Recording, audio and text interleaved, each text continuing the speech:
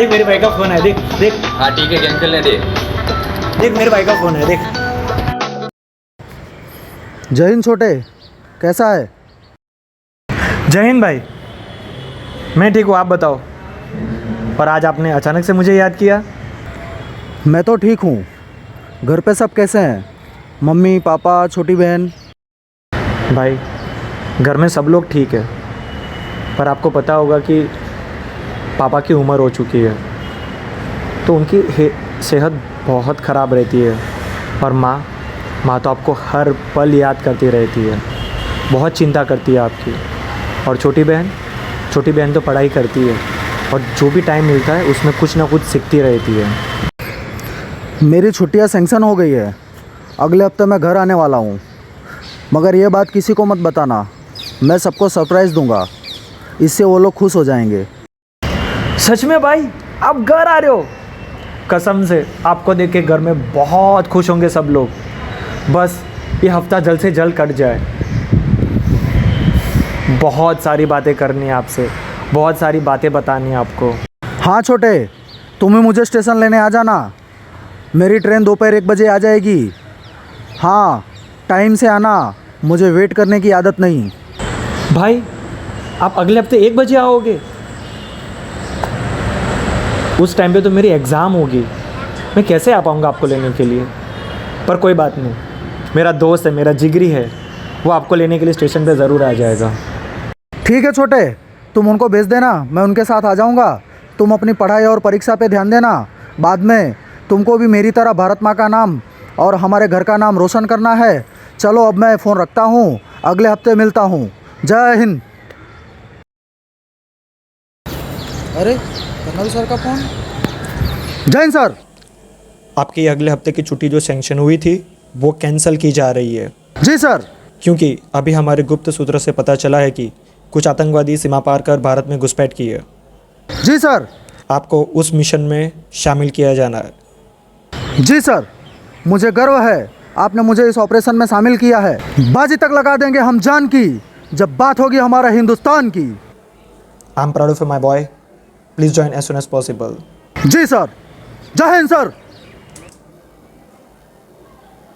सुन भाई, अगले हफ्ते मेरा भाई घर पे आ रहा है, उसकी छुट्टियां हैं, और जिस टाइम पे आएगा उस टाइम पे मेरी एग्ज़ाम होगी, तो हो सके तो प्लीज़ तू उसको लेने के लिए चले जाना, प्लीज़। ओह, तो हम सब लोगों को तुम आर्मी वालों की सेवा के लिए ही रखा गया है। सिर्फ आर्मी वाले कहने के लिए देश की सेवा करते हैं, और हम लोग असल में तुम लोगों की सेवा करते हैं। हम लोग जो टैक्स भरते हैं ना, उसी टैक्स का सैलरी बन के तुम्हारी जेब में जाता है। और आर्मी वाले सरहद पे जाके करते क्या है? सिर्फ सरहद पे बैठे रहते और मुफ्त की पगार खाते रहते।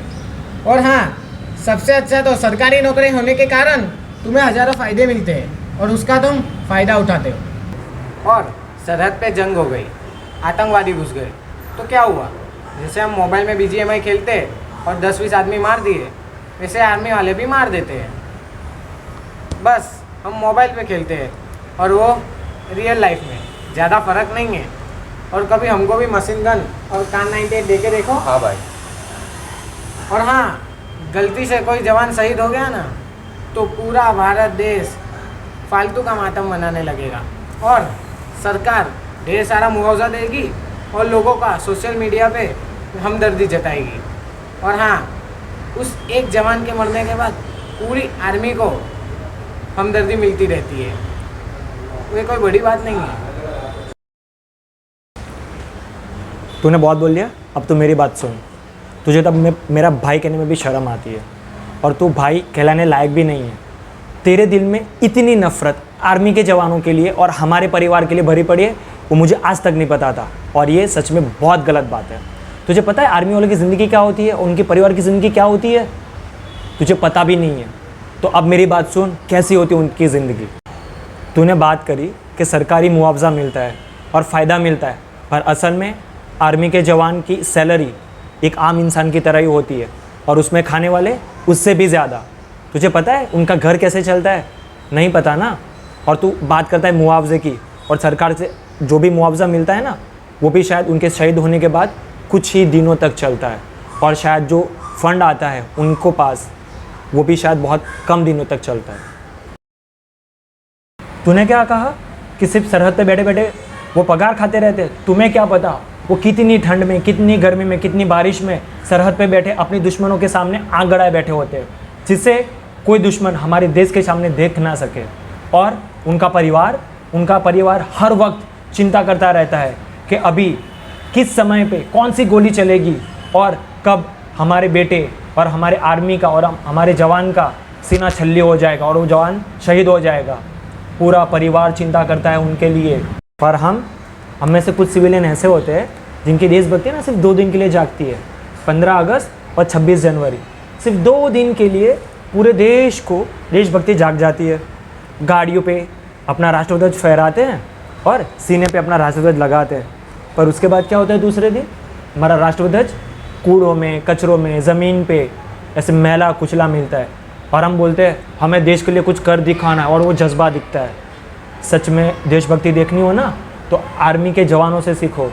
जब से वो सपना बोते हैं ना कि उनको आर्मी बनना है, आर्मी का जवान बनना है, तब से उनके दिल में देशभक्ति जागती है। और तब तक जागती है उतनी कठिन परीक्षाओं के साथ जब वो आर्मी की फ़ौज में सरहद पे बैठते हैं, तब से लेके जब उनकी आखिरी सांस तक और शहीद हो जाते हैं, तब तक उनके लिए, उनके दिमाग में, उनके दिल में देशभक्ति होती है। उसे बोलते हैं अब देशभक्ति। और उस देशभक्ति के साथ अगर वो जवान शहीद हो गया ना तो उनके परिवार में से एक बेटा, किसी का पति, किसी का देवर, किसी का भाई और उनके साथ जुड़े हुए सब रिश्ते टूट जाते हैं। जब वो पूरे साल और आर्मी का हर एक जवान अपने परिवार से दूर होता है ना, तब उनका हर एक दिन, हर एक लम्हा कैसे करता है ना, वो तो सिर्फ वो आर्मी के जवान और उनका परिवार ही जानता है। क्योंकि जब भी कोई अच्छा सा दिन होता है, अच्छा सा प्रसंग होता है और उनके घर में कुछ होता है ना, तो वो लोग आ नहीं पाते, फिर भी उनका परिवार हिम्मत से और खुशी से अपनी खुशियाँ मनाता है। इसका रीज़न क्या है? देशभक्ति। फिर भी वो लोग खुश रहते हैं और उनको ये पता होता है कि हमारे घर का कोई बंदा पूरे भारत के लिए अपनी सरहद पे बैठ के अपनी खुशियों की रक्षा करता है।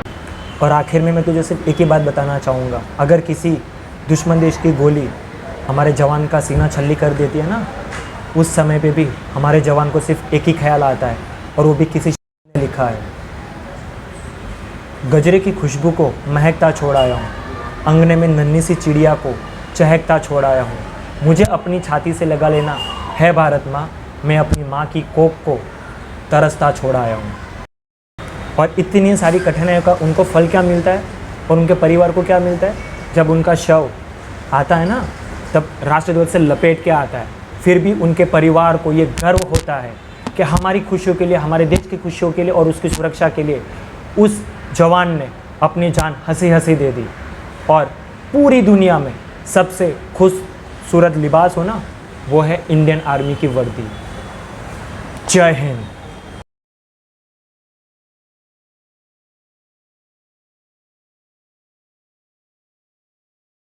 हाय फ्रेंड्स, हमने इस बार काफ़ी अच्छी स्टोरी सोची थी, बट शायद कुछ रीज़न की वजह से हम लोग नहीं कर पाए। इसलिए हम छोटी सी स्टोरी, छोटा सा मैसेज लेके आ रहे हैं आर्मी के परिवार और उनके आर्मी के जवानों के लिए। और अगर हमने कहीं पे कुछ छोटी सी भी गलती की हो जहाँ से आपको हर्ट हुआ तो प्लीज़ हमें माफ़ कर देना। उससे ज़्यादा हम कुछ नहीं, और सिर्फ एक महत्व दिखाने का मतलब था।